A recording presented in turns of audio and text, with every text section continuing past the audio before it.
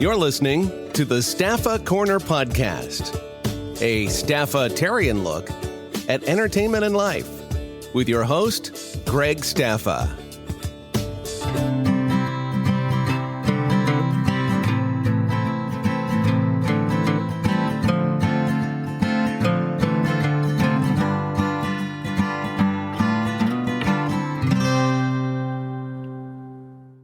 My guest this episode is talented actor. He's an actor, stuntman, and stunt coordinator.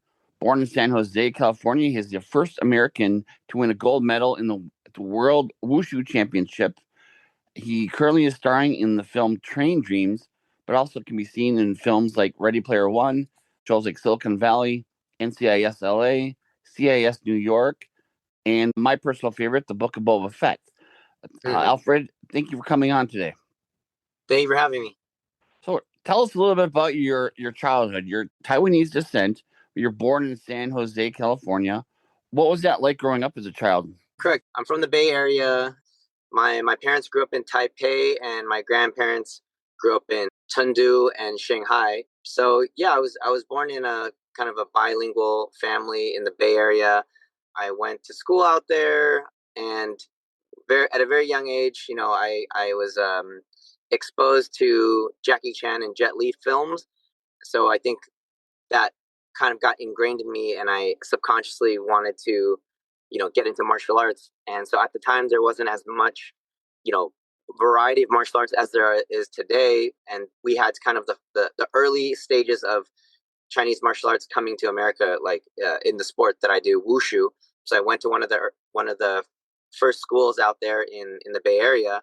And that's kind of how I got into martial arts. I was, at the same time, of course, going to school out there. And also how I kind of got, as growing up as an Asian American, how I got a little bit more in tune with, the culture, martial arts, and the culture, and the Chinese culture as well. Your parents, I assume, were from Taiwan, but you growing up in San Jose, was there an effort on your part, or your family's part, to kind of keep that culture along with your American culture, or how did that play into things? Was that something that you really wanted or strive for, or was that something that was important to your family? When I was young, I didn't really think much of it.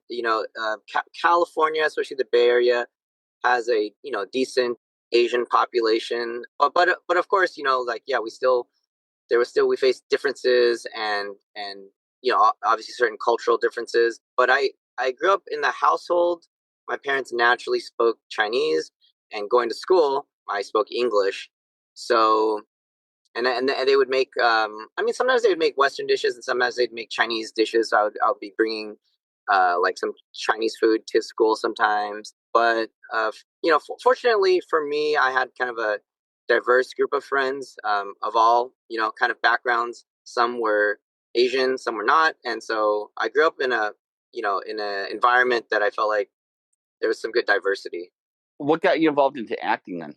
Yeah, so I think it really all goes back to, my dad was bringing home some videos of my dad was bringing home some Jackie Chan films basically. And, that's what I would say is, during the earlier times of American cinema, I guess, like there was a lot less Asian representation in Hollywood or in mainstream media. So, my exposure to what would be considered like a superhero or someone that was heroic and doing larger than life things, saving people, helping people, my exposure to that was through, Jackie Chan and Jet Li. And of course, Jackie Chan had a Western sensibility as well, since he came up in Hong Kong. And so I looked up to those films. I thought what they were doing was really exciting, really cool. And to kind of tie back to the answer, I had a love for martial arts, but I also had a love for performance, being on screen, performing in the acting sense, because what Jackie Chan was doing in his films was both acting as an on-screen performer and of course doing, action, stunts, martial arts. So I just think he was such an inspiration for me when I was young, that I wanted to, get close to what he was doing. And so I've always enjoyed acting as well. So when I was in elementary school, I was part of the school play. In high school, I was in the drama club. And in college, I took all of the theater classes for non-majors. I went to UCLA, I studied economics, but I took all of the theater classes possible, and I also took classes on the side. And then ultimately, even later on, I got a degree at the Beijing Film Academy in acting and performance. So I think I've always just had a inclination to it, not trying to make a career out of it, but I just liked acting, performing on stage. I thought it was fun, and then I combined that with physical movement, just my own love of martial arts and movement of the body. One of the things that I've always found surprising is a lot of actors, upon reflection, will talk about how their childhood had a lot to do with them becoming an actor because it allowed them to escape. Maybe they were shy, maybe they were timid, maybe they didn't feel like they fit in, and acting was a way for them to almost become someone else. Growing up, in America, but having that Taiwanese descent, was that a part of it? I don't mean to put words in your mouth, but was that part of it, that even though there was a lot of your culture surrounding that area, was some of it an escape to be other things, not to denounce your Taiwanese ship, but I mean to be someone else? Let me think. Let me think on that. I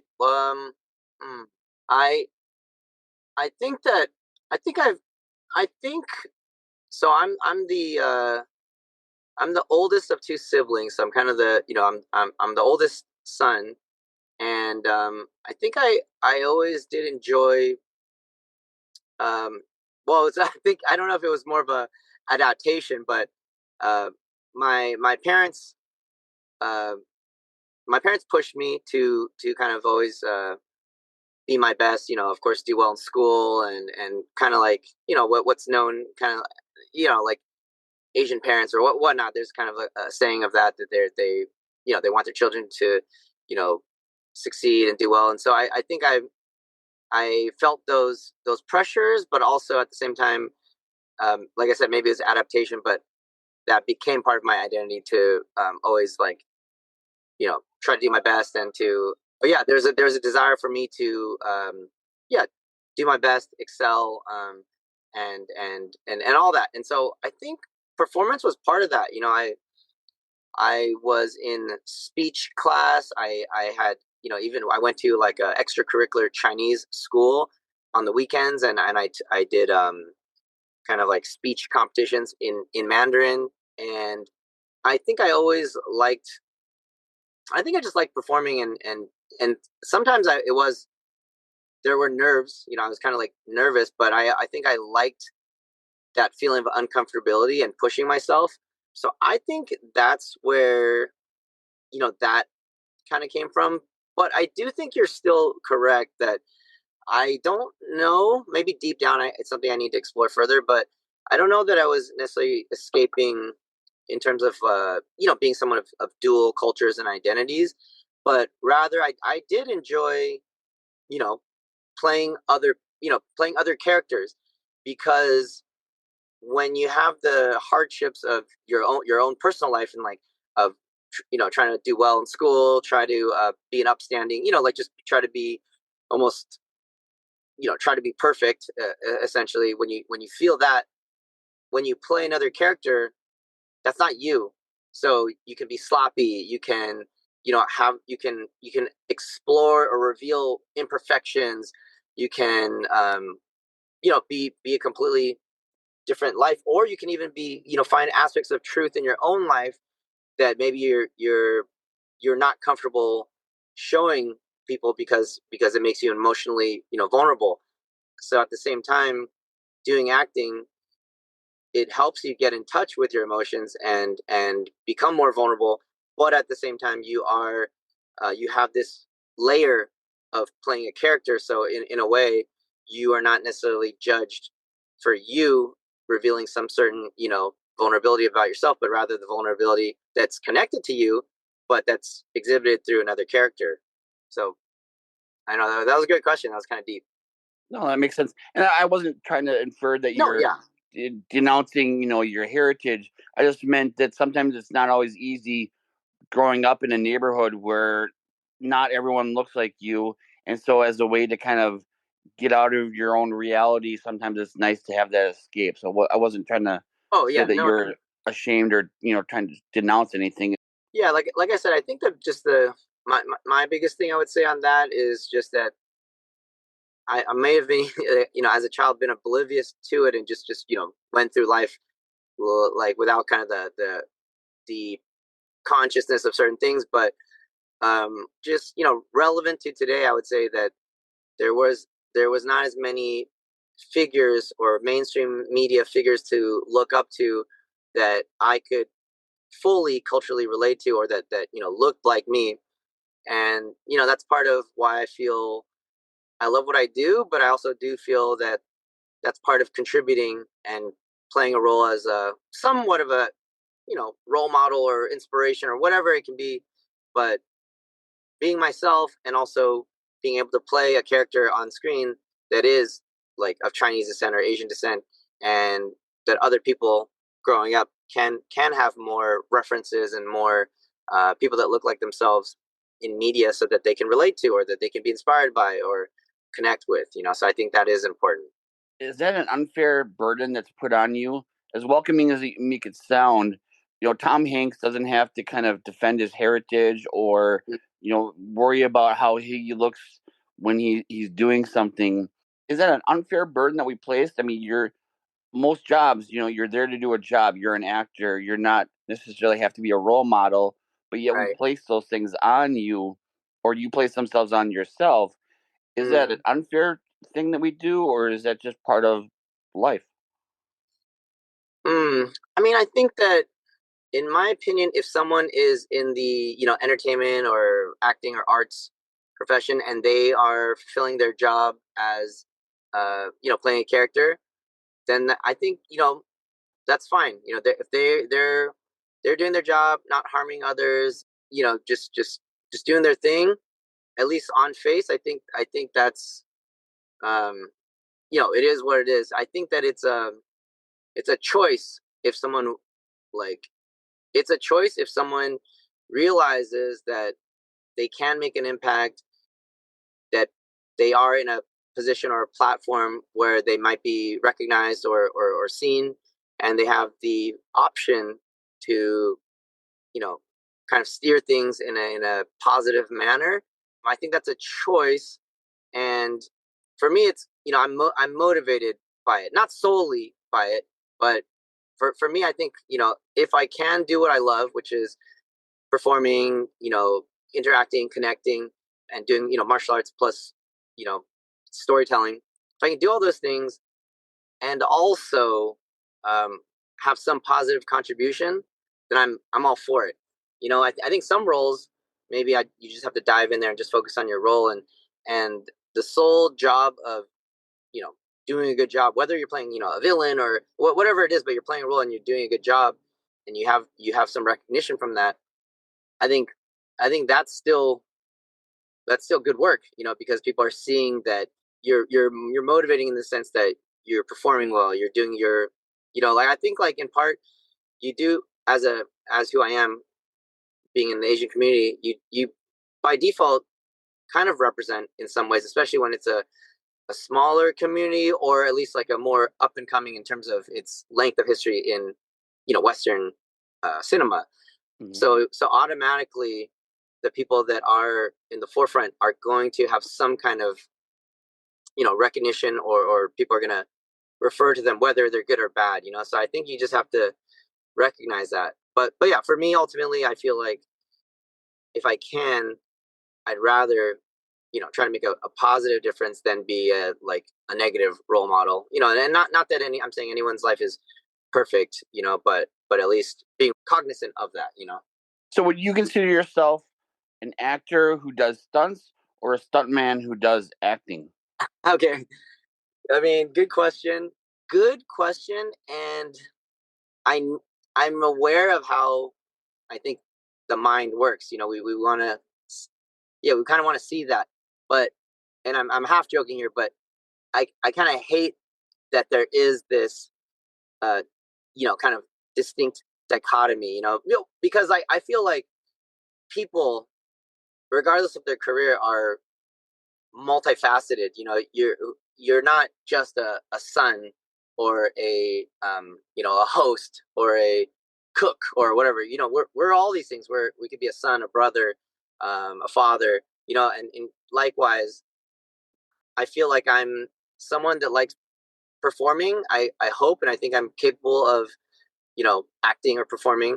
And I also happen to have a deep history with martial arts and movement. So that's just part of who I am. So I don't know if I would say I'm one or the other. But to give a less vague answer, right now I would love to be in parts or roles where I can contribute, in my acting, in kind of how in my choices and how I think, but also use physicality in any way, whether it's an action movie, which is right up my alley, or if it's just in understanding your body and doing something that's more dramatic, more comedic. So I love both, and I don't ever want to necessarily separate or ostracize one or the other and say, yeah, no, I'm just focusing on acting now, and stunts is different. It's separate from me. I embrace going on. I love doing cool, fun stunts or action scenes, but I have a deeper history with stunts, so I would love to explore further performance and just I love the creative choices and developing characters and story, and I would love to do more of that. To push your somewhat vague answer a little bit more, Yes. If your people came to you and said, "We have a role for this film, 2 films. We got 2 offers for you. Sure. One is an action star in this movie, and you're the lead role in it. The other is a romantic comedy that you'd be the lead in." What goes into your decisions in deciding one or the other to choose from? How do you, when you're getting scripts, what factors play into getting roles?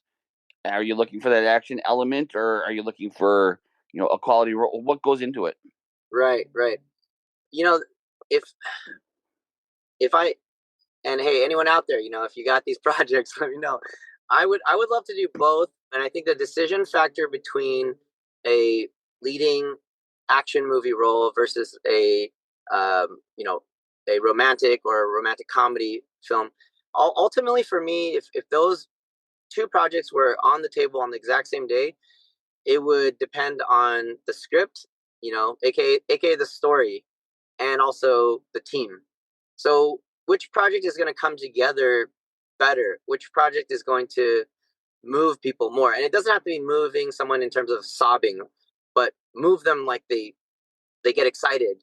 They feel heightened. Is it an action thriller? Is it kind of a you know really over the top sci-fi action, but you still get very hyped and you really enjoy it, and it's a kick-ass film, and you just you just get really excited watching it, or is it also like are we changing the game with action? Is it a film that when you watch it you're like, wow, like we're making a statement. Like there are action films out there, but we just watched one that really was, it pushed the limits, whether on physical or on camera work, on choreography.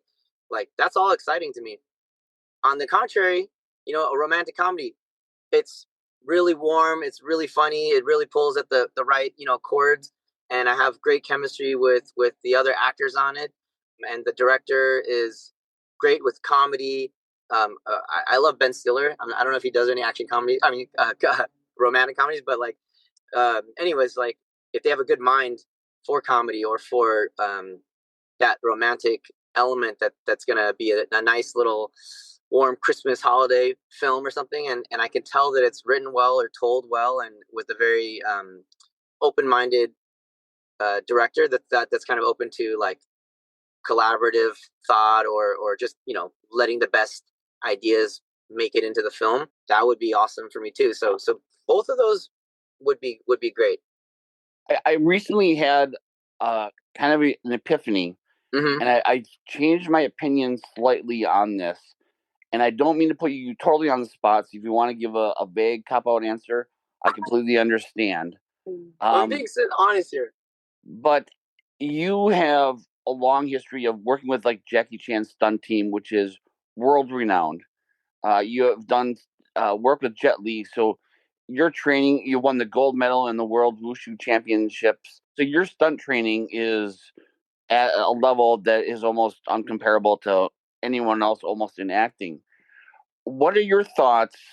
And again, you can be completely vague when actors like Tom Cruise now are doing more and more stunts. They look amazing, and I'll share my answer first, just to kind of give you some cover. I am totally thrilled and amazed and awed with the stuff that Tom Cruise does. I think it's amazing. But I was watching reactions to the latest Mission Impossible film, and the people were screaming, "Oh my God, Tom, holy cow, Tom!" And I realized that his stunts brought the audience out of the film. We weren't watching the film anymore. We were watching the amazing thing that Tom was doing. Highly commendable, highly, wow. But his stunts got so extreme that it drew the audience out, and we were praising Tom, not going, wow, what a great action sequence. Okay. What is your thoughts on actors doing their own stunts? Now, let's ignore your background is, hugely trained professional. But when actors kind of take on that stunt role and say, I want to try doing this stunt, what is your feeling on that? Okay. I'm gonna try to go deep into this. And to prove to you that I'm willing to say, like, bold things. I think that first, even before we go there, thank you for kind of like that background on myself. And I think that the biggest thing, even before that all happens, is when someone purely focuses, like, comes from an acting background and doesn't have there's levels, right? There's levels of experience on set, physical experience, whether you're a gold medalist in gymnastics or a combat, a professional fighter, or there's different levels, right? So I think, like, oftentimes a lot of actors will completely claim that they have this extensive background in stunt work, or they say they do stunt work, and I think those sometimes I don't blame them, because it's, you don't know what you don't know. But I do think that people should be cognizant when they are the face of it. They're in the limelight of, what truly is your experience with stunt, or when you claim you did stunts in the whole film and all this, and or that you claim you have extensive experience with on-screen combat. Like, do you, or to what level do you? And sometimes, like I said, it's a matter of, you don't know what you don't know. But the thing is, a lot of people, all people will claim that they have like such a high level, and before you're brought onto the project, maybe casting or maybe the director or producers don't know to what extent, but everyone is saying that they're all at a certain level. So I think people should at least be aware of, like, how much does go into the the effort, the training, and the professionalism of stunt professionals. So that's one thing I kind of thought of as you said that. But I think I've never worked with Tom Cruise. I know some people that have, and I know a lot of people in the stunt industry. I would say he's an anomaly, because they say that he is as trained as like high level stunt people, and obviously depending on what the specific area of stunts are. But in terms of car work, motorcycles, like that big gag that he did, he does that stuff. So I feel like in the rare group of people, Jackie Chan, of course, being one, Tom Cruise, they're pushing themselves beyond simply acting and then going in for 2 weeks of training and then doing a stunt or two. They're really putting in another level of commitment that does bring them to a higher level of skill. But yeah, I think that when people, you go to the movie theater for some, either escapism or excitement, or to feel something, and even if we kind of pop out of the movie because we're like, oh wow, it's Tom Cruise.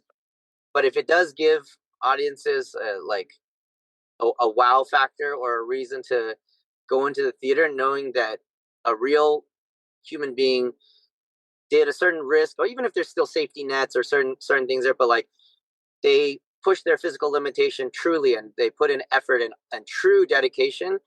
I think that's to be commended, especially in a time where, you know, we're easily being flooded and over flooded by, you know, AI and even like certain like levels of CGI and stuff that takes us away from the realism of things, and it kind of cheapens any really difficult, you know, like some double backflip or a very difficult move, because if you can just create that with a prompt, people start to get numbed by that, and when someone does work very hard, maybe 10 years to do a really really complex, you know, like skateboard trick or martial arts one take sequence, you know, it kind of cheapens it, and at the same time it also shows us how valuable that is in this day and age when people really put in the work and that physical grind in order to give you something like that on screen.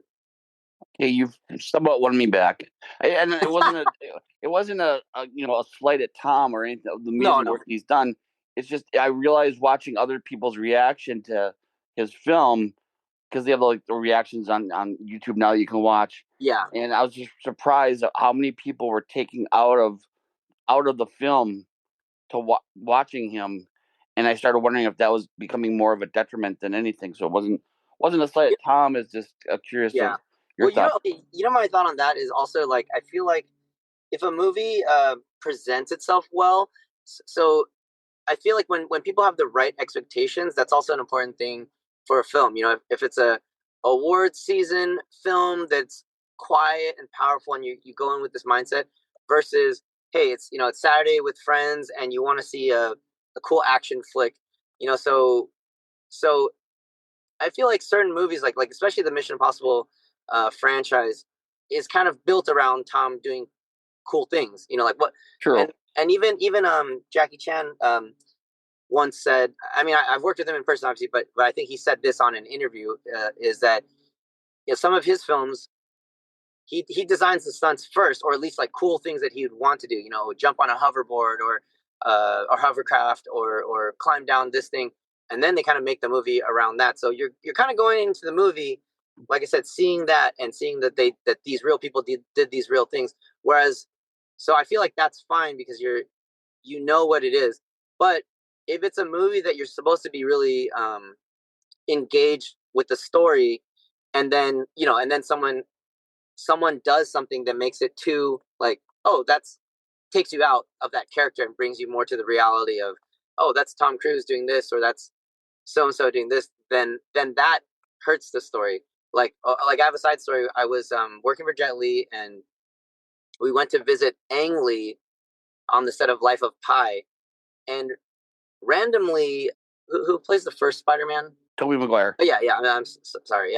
Yeah. Randomly, Tobey Maguire was on set. It was kind of like towards the end of the production. They were like almost done, and apparently he was supposed to be that, like, this journalist or this interviewer that goes and kind of is like, you know, like leads in, you know, the story, the Life of Pi story. So we'd be cutting out to him and then cutting back into the main story with like the tiger and, you know, and the boy.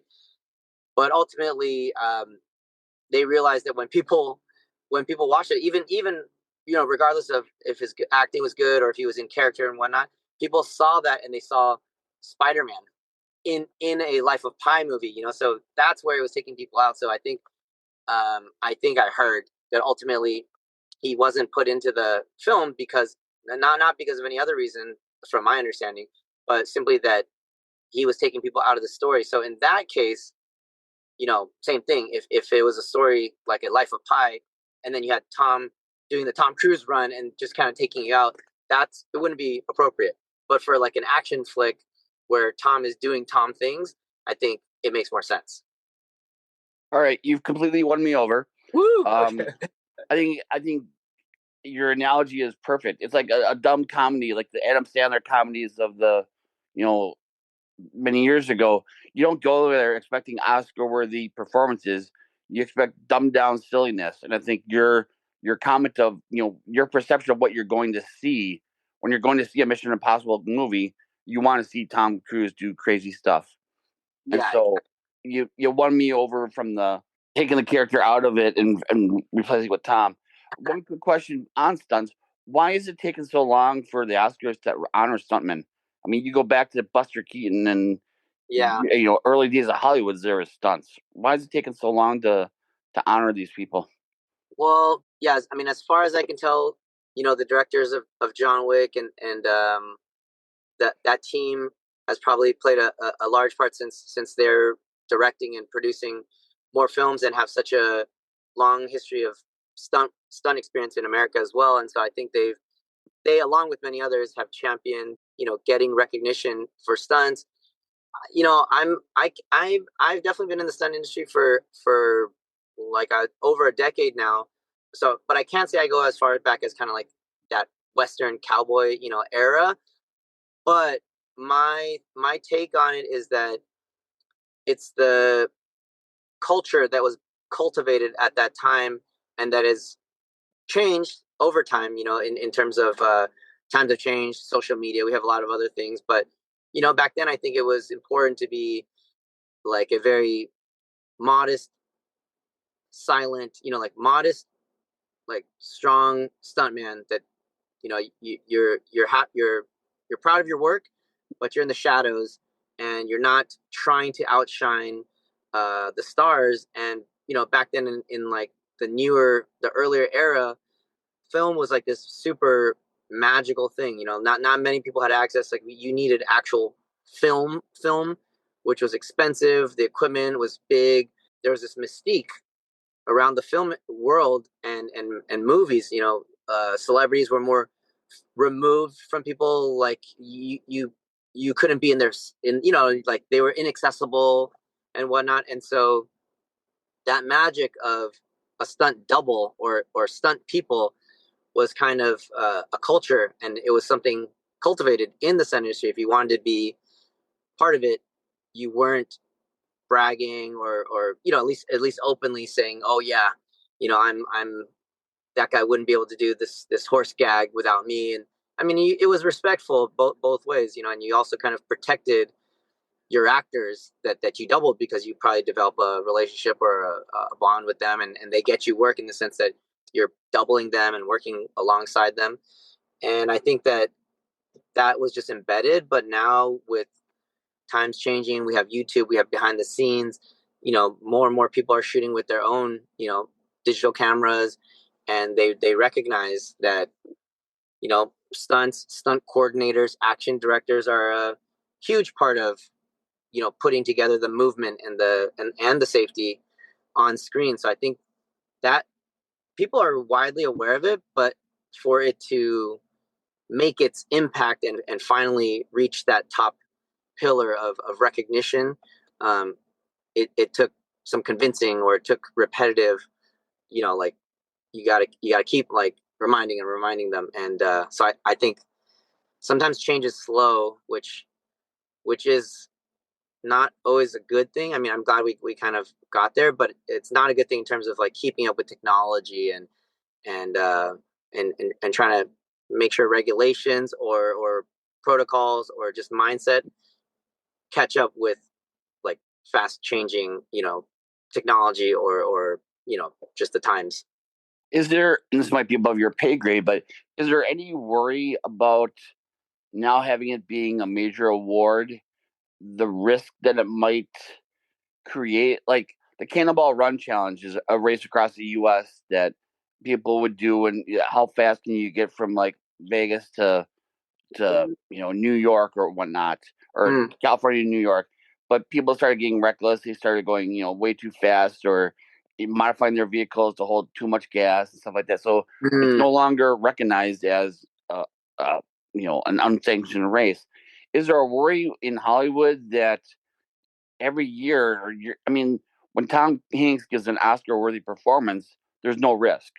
But when you have a stunt winning, stunt of an Oscar, the next year you have to top it.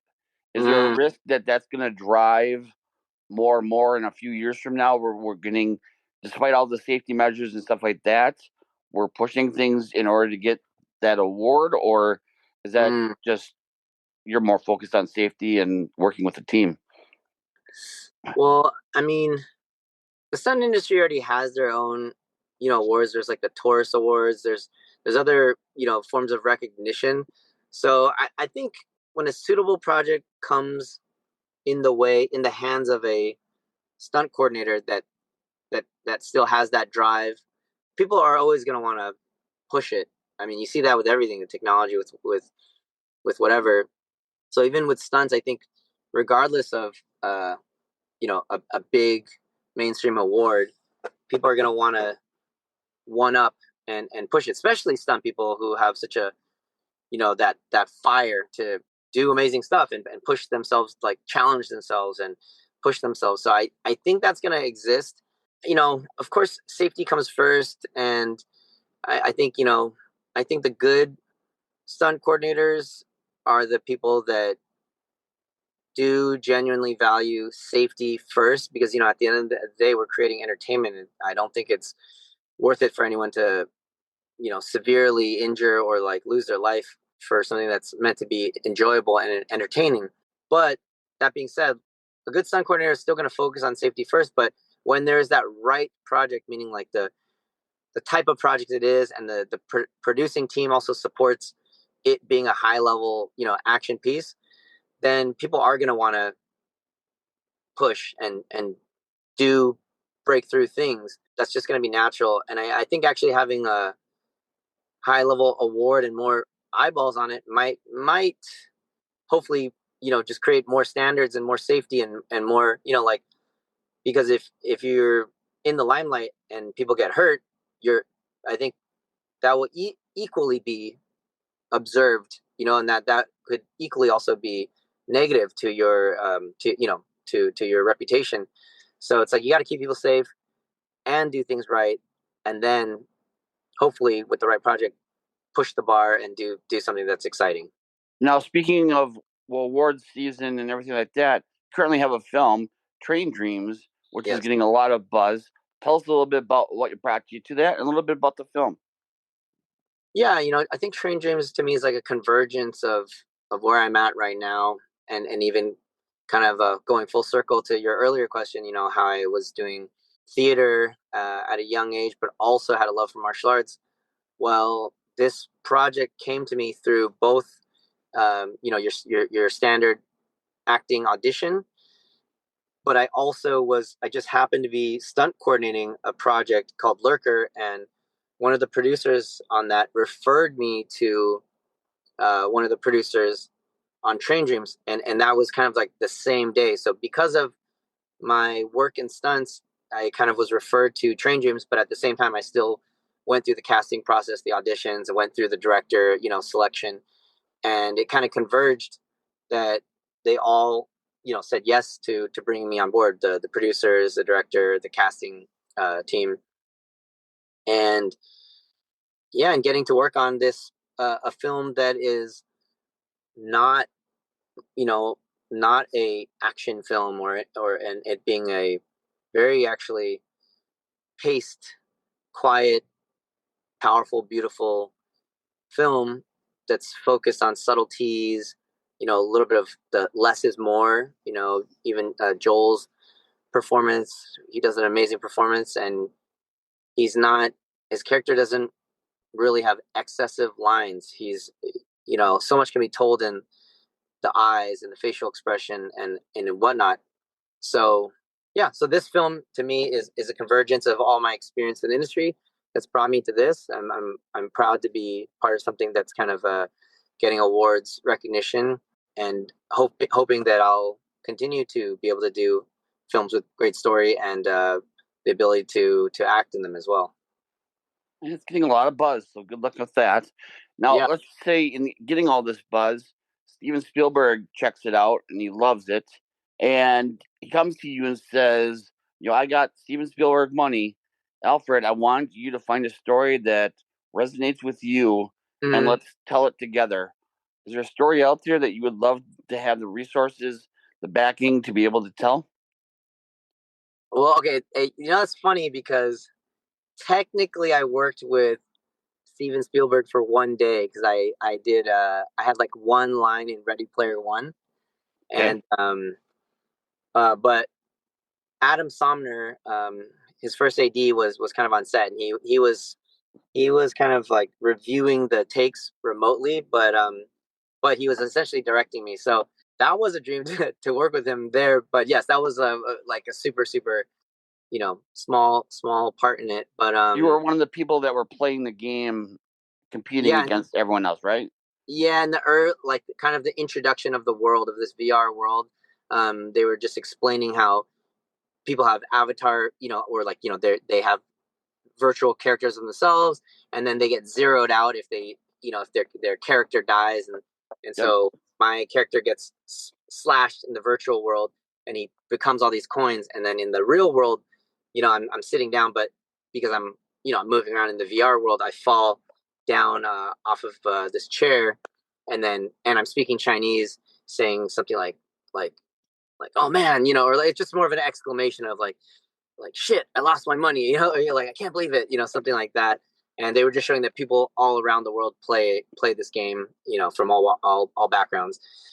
But yeah, what would I do? I mean, if I had the opportunity to do a movie with all of that resource, I feel like I'd want to do something in the uh, adventure world, maybe sci-fi, but I think what I just off of my instinct, off of your question, I'm a huge fan of Indiana Jones, and then there's also a Jackie Chan film called Armor of God, 1 and 2, where Jackie is kind of a explorer, goes seeking, archaeology. Like he kind of like finds like excavates stuff or finds certain things from the past as well. So that kind of be cool. Like a travel adventure.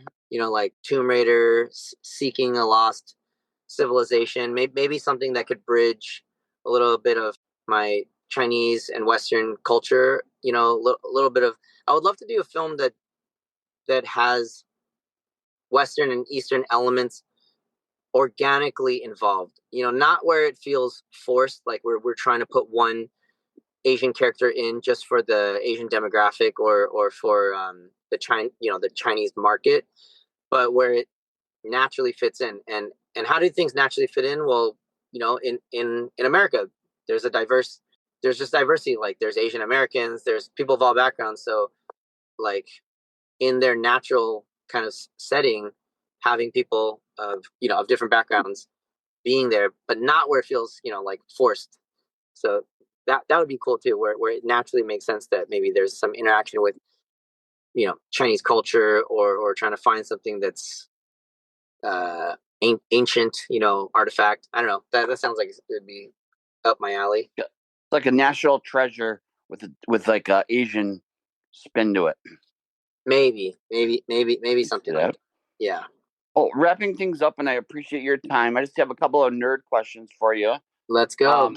First off, working with Jet Li and Jackie Chan. Jet Li, I think American audiences have a limited, picture of him, but Jackie Chan is, I feel, absolutely beloved, here in America. Just his personality. I mean, any interview that you watch with him, he just feels like the guy that you want to just sit and chat with.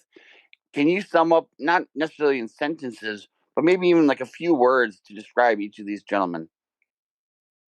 Yin and yang. They are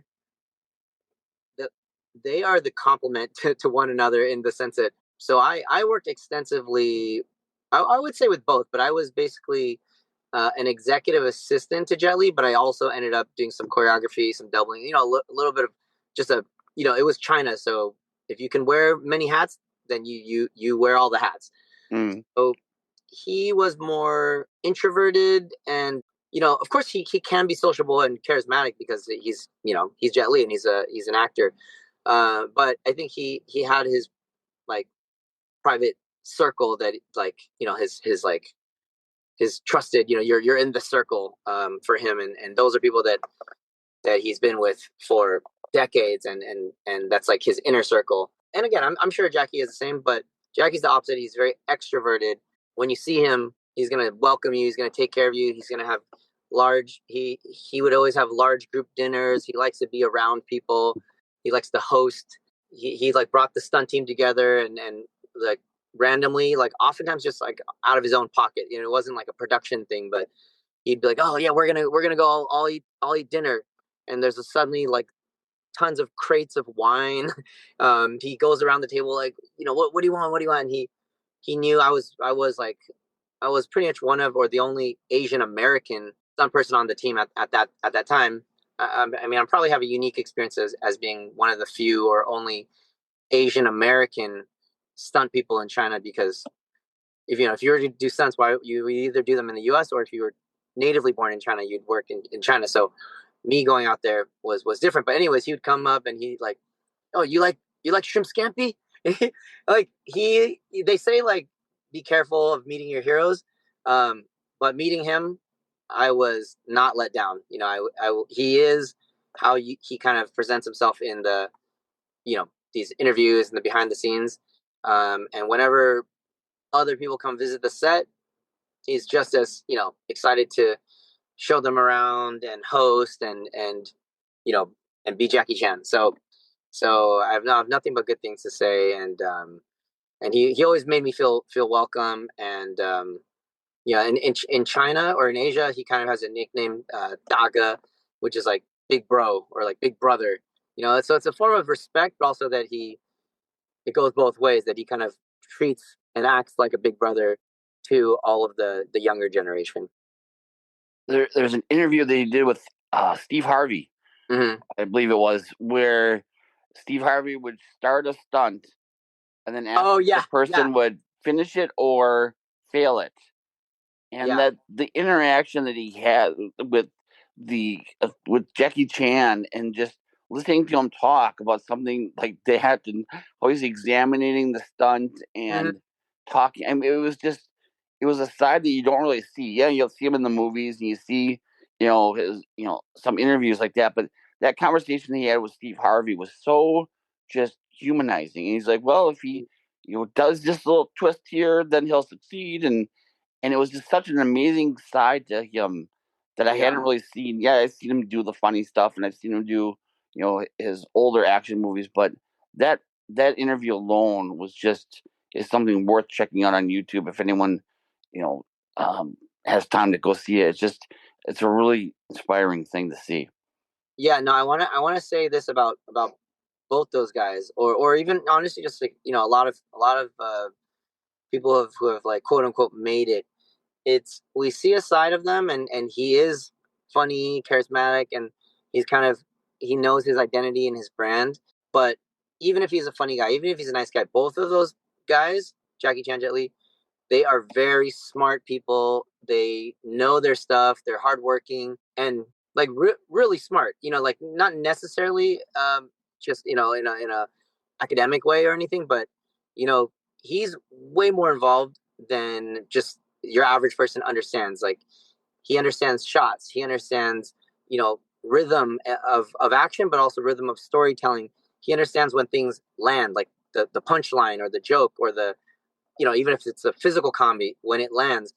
So he didn't become one of the biggest names in the world like just because he can do a series of backflips. So he's really on top of his stuff, and he's always curious and he's always learning. So yeah, very talented beyond just what we see of like the physical side. And just to go back to that video, the as funny as it was and as entertaining as it was, the technological like breakdown of someone doing a backflip where he could look at it and study it, just having not seen it, and go, if he shifts to this, he'll fail. If if it's this, it was just such an amazing display of, these aren't guys just doing a backflip. There's stuff that goes into all this that we don't kind of think about, or we don't. It's like, well, Jackie Chan, of course he can do a backflip, but the way he breaks it down was just simply fascinating.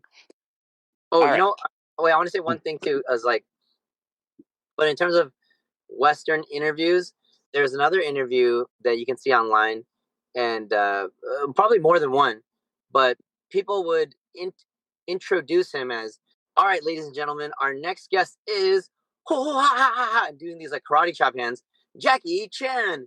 And then at some point, like early in his career, he got that a lot.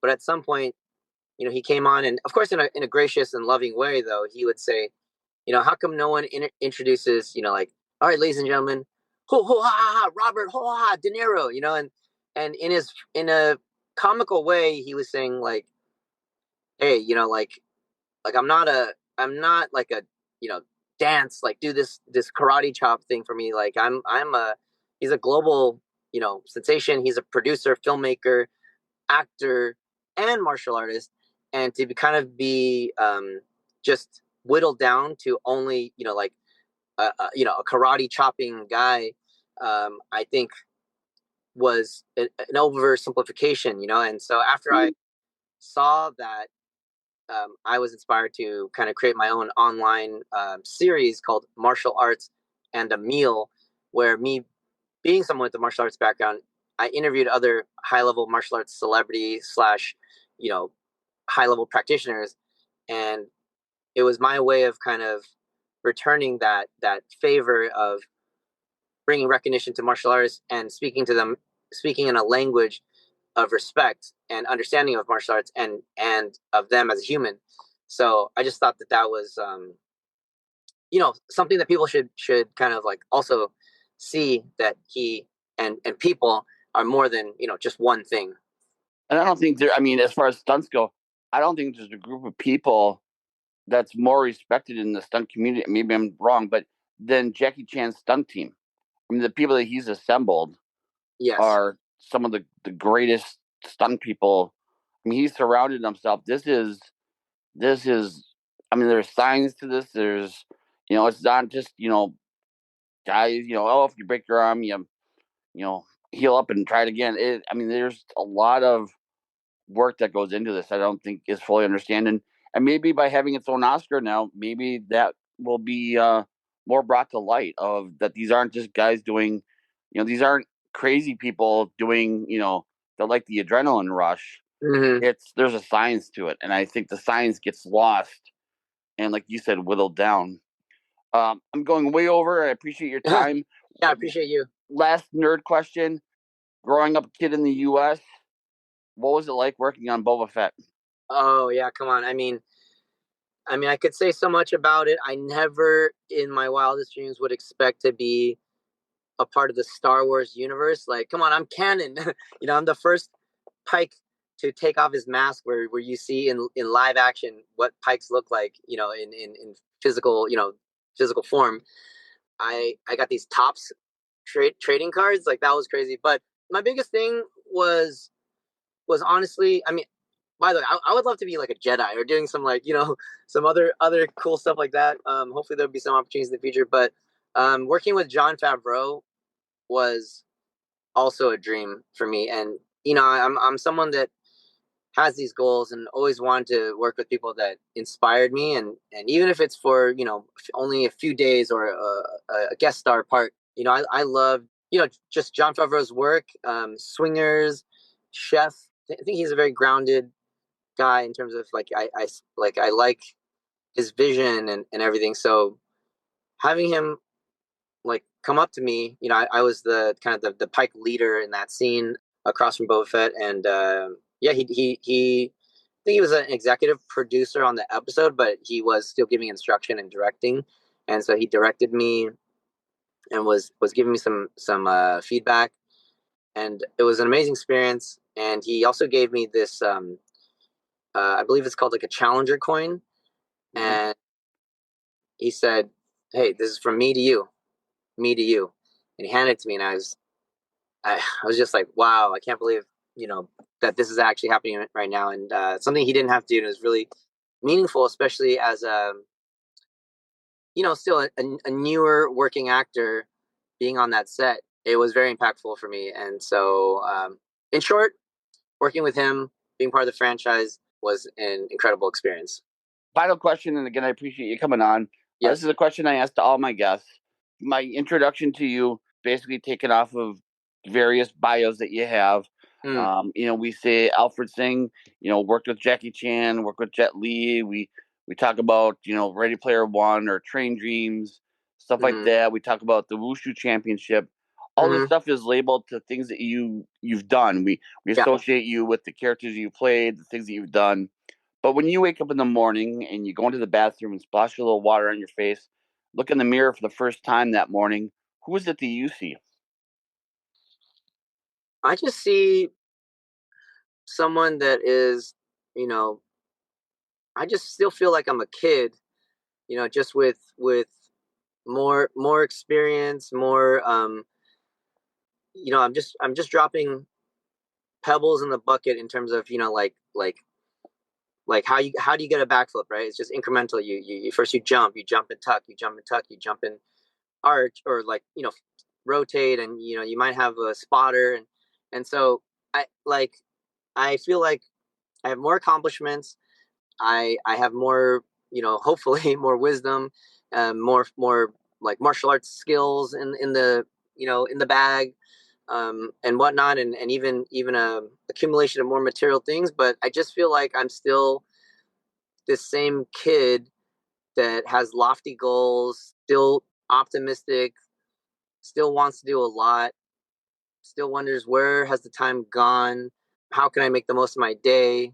How can I continue to surround myself with, you know, wonderful, loving, amazing people? And I don't label myself as, you know, an actor or, you know, purely a martial artist. I mean, those are all things that are part of me, but I'm just someone that is excited for new things, excited to keep growing, and doing that alongside awesome people. Perfect. Well said. Well, Alfred, thank you so much for coming on. Again, Train Dreams, check it out. It's getting a lot of Oscar buzz. And check his other stuff. A lot of his stuff is on streaming, like Ready Player One and The Book of Boba Fett. So, Alfred, thank you so much for coming on. I look forward to seeing what you have up for next. Yeah, thank you guys so much, and yeah, hope everyone can get a chance to check out Train Dreams on Netflix. I have a, you know, modest part in it, but I do feel like the film as a whole is a beautifully told story. Joel Edgerton's acting is amazing. Director Clint Bentley's direction, and Adolfo the DP's work is also all of it. The whole team is amazing. So yes, check me out, but really check out the film. I think it's a film about life. So I hope people have a chance to see it. Thank you.